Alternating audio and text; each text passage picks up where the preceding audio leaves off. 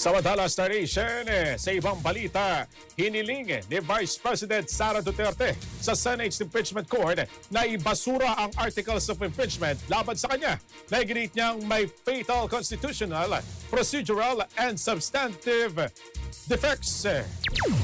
Sa isang mahabang sagot ay sinumite ng kanyang mga abogado sa Senado nitong Lunes, June 1, sinabi ni Duterte na hindi umano nakatugon sa pamamatayan ng konstitusyon ang reklamo at dapat itong ibasura.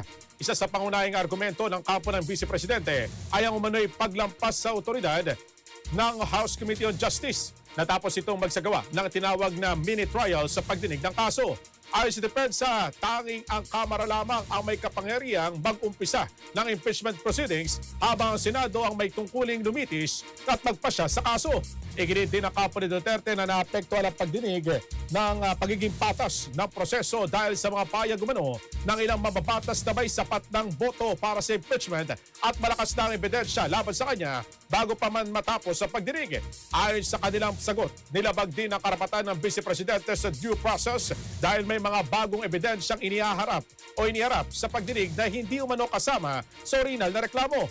Maring itinanggi ni Duterte ang mga paratang kaugnay ng umano'y maling paggamit ng confidential funds, unexplained wealth at paglabag sa Statement of Assets, Liability and Net Worth o SALIN.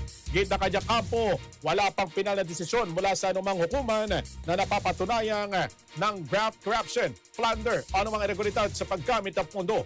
Bukod dito, nabigong mo ang articles of impeachment na patunayan ang alinmang batayan sa konstitusyon para patunayan na siyang nagkasala kabilang culpable violation of the Constitution, bribery, graft and corruption, high crimes o betrayal of public trust.